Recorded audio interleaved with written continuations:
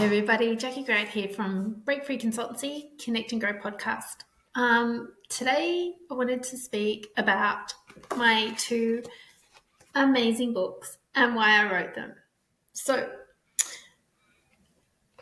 I always knew in life I was different. I always knew that the way I processed information, the way I didn't kind of get jokes that everybody else got, that I'm just a little different. But given that I'm in my late 50s, let me get that right, late 50s, is that I found that we had to just fit in. So I came to learn that that was masking.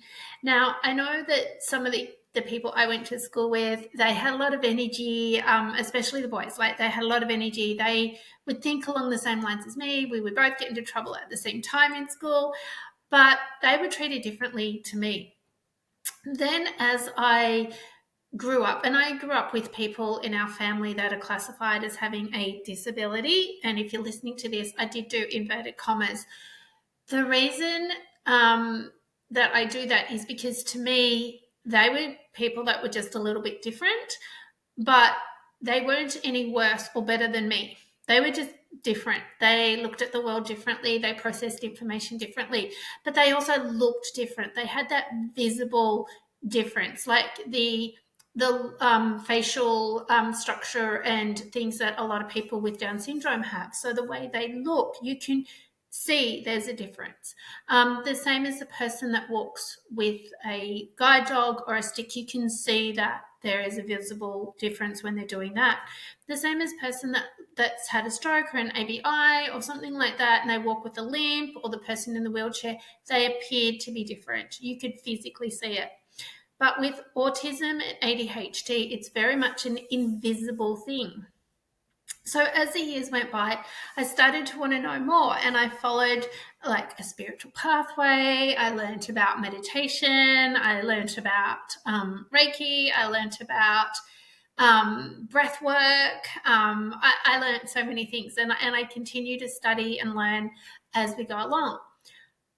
I remember one day I was having dance lessons with a friend of mine, and I was driving there to meet him at the studio, and I was so angry, but I couldn't tell you why I was angry. When I think back to that time, I had a pretty good life in the sense of I had this freedom, I had a car, I could set my own hours. I could go where I wanted to. I was having so many opportunities to do speaking events on health and well-being and fitness and motivation, connecting to purpose, like all of these things, empowerment things.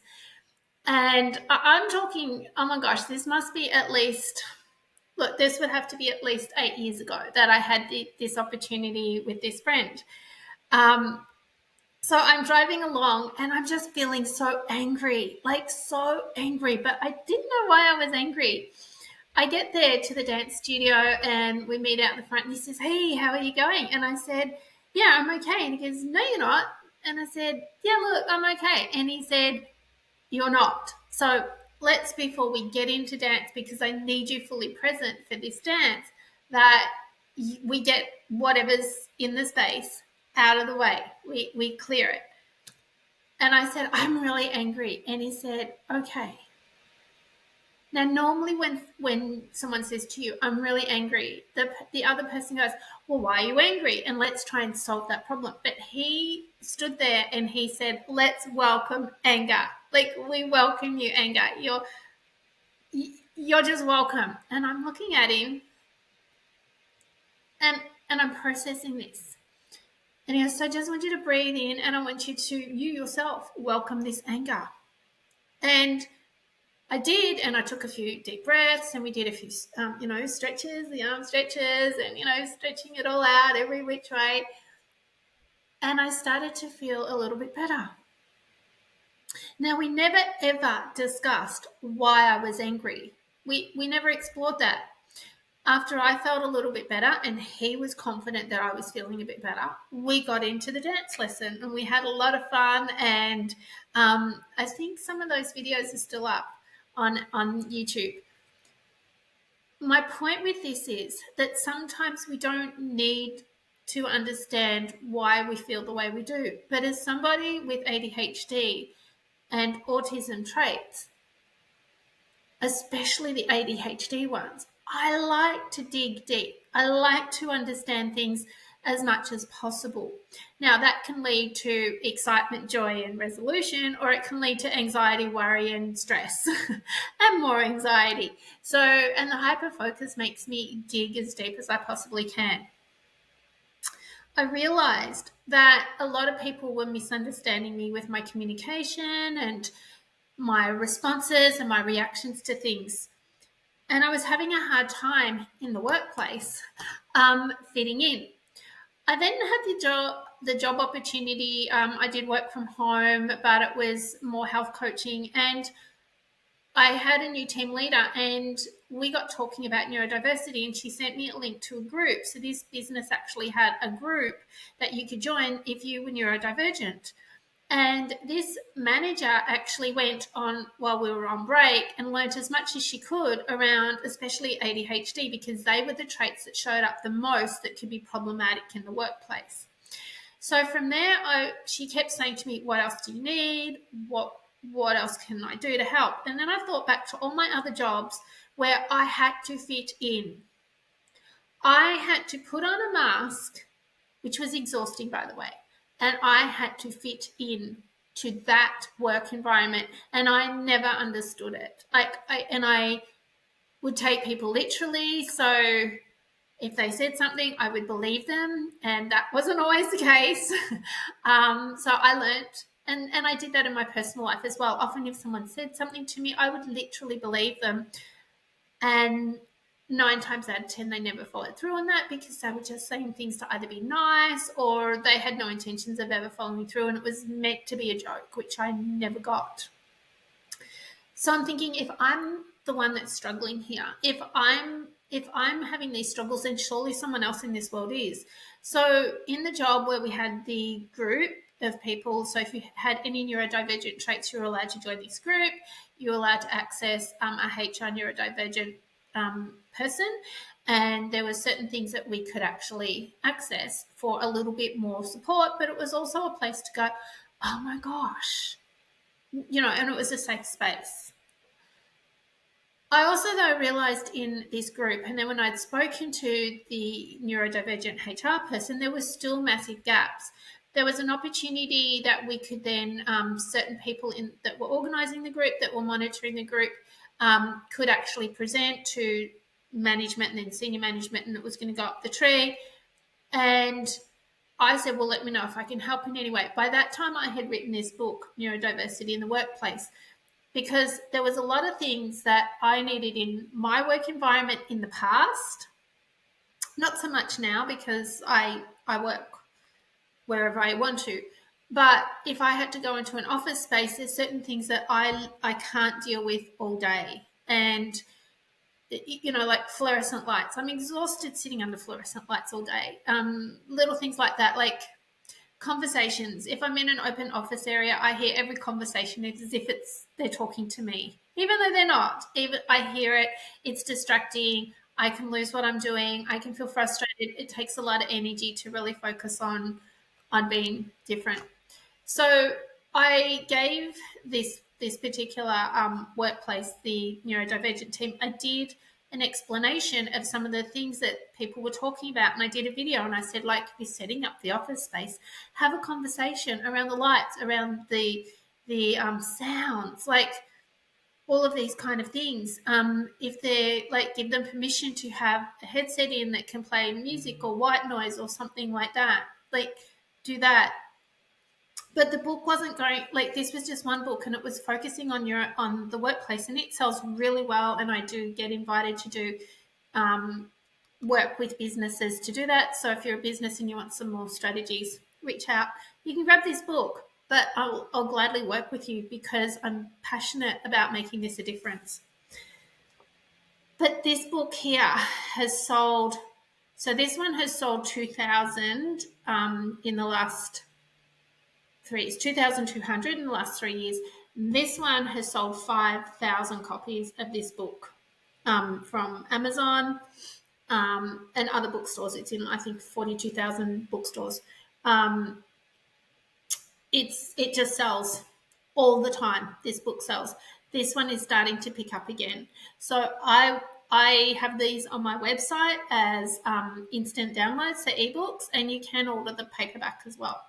But this particular one is for anybody that actually wants to understand a little bit more around autism and ADHD. Now, I'm not a psychologist. I'm coming from a lot of lived experience, but I've also done courses and read the DSM-5 and really put it back into a conversation where it is that personal journey. We even talk about things like Maslow's hierarchy of needs, how that all falls into it, diet, nutrition, things like doom piles. And they can have, I saw a video once and somebody said that they have a wardrobe, which is all the clothes are on the floor. So instead of having a technical wardrobe, it's right there on the floor. And that's good and that works. There's lots and lots of people sharing around their time and things like that, and how they can have like that thing like a power hour where it's like, yes, I'm full on, I can get all this stuff done, and then don't talk to me because I need a nap. And that's why for a lot of us, especially with ADHD, if we have to mask, we actually need more breaks during the day, those type of things, which when it's in the workplace, it's ideal if it can be factored into getting to know the person. So I wanted to share about my books, and I would love for you, if you're wanting to learn more about neurodiversity in the workplace, book a time with me. We can do it via video. I can come to your workplace, but we're going to be doing some more events. At the moment, it's April 2025. We're going to do more events towards the end of the year, and then and then 2026, we hope to hit the ground running with a lot more of these events that include understanding neurodiversity. I'm passionate about it because my life has been so much better since I understood my particular traits. And one of the biggest things that I do is I developed a business personality assessment tool, and then I developed a staff, so the workplace one for the staff, and then we've got the personal one, and we have weaved all the way through everything we do. And the new book that's coming out, Break Free Success Pathway, has got it all weaved through it around neurodiversity as well. Because when we can understand all the different traits, all the different ways of processing information and going that little bit deeper than, say, DISC or Myers-Briggs, like they're both great tools. Like I've studied both of those tools.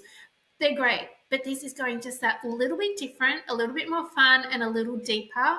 And we have incorporated the neurodivergent aspects of it as well. So if you're wanting to learn more about neurodiversity, then there are courses out there, but you can continue to follow me. We're going to do more tips, tools, and strategies, all about embracing who we are as people. You're going to see some of my posts talking about purpose and connecting back to your purpose so that you can live that empowered life. Keep being unapologetically you. We've got the t-shirts, we've got the coffee mugs, we've got all those kind of things that are fun, where you can own being true to you and your amazing self. I'm so passionate about this topic, as well as health and well-being. So passionate about seeing people have that life that they're ready to have, and it not having to cost them a fortune. When we're not ourselves, when we have to put that mask on to fit in, it's exhausting. So imagine knowing yourself so well and your traits, loving who you are at a core level, knowing your purpose, knowing you have the right supports around you that really understand you. Imagine what your life would be like. That's my goal. That's my goal, is to empower each of you, even people that are neurotypical. I'm here to empower you as well.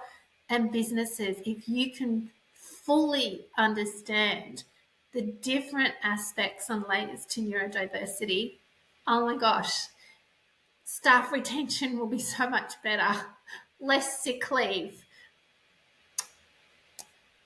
productivity up, and then that goes into happy workplace means potentially higher profits. It's about understanding yourself first. Workplaces, it's about you understanding your entire team, not just the neurodivergent people, but your entire team, and how small changes can make a big difference. So, Break Free Consultancy, the website has both of these books as ebooks. You can order the paperbacks if you want. They're also on Amazon. It's your time to live a purpose-driven life, a purpose-led life, where you're empowered and you're connecting to the right tools and you love your life and you're excited. It's your time to shine. It really is. Thanks for watching. Remember to like, subscribe, and follow. More videos are coming out, more events, more books, like little short courses, all to empower you so that you can do this yourself. You don't need to pay a fortune with a coach if you don't want to. But if you want to, I'm here and I'm ready to support you. So thank you for watching. Remember to follow this on YouTube, LinkedIn, social media such as Facebook, Instagram, and Spotify. Wherever you're seeing this, remember to like, follow, and share. You're amazing. Keep it going.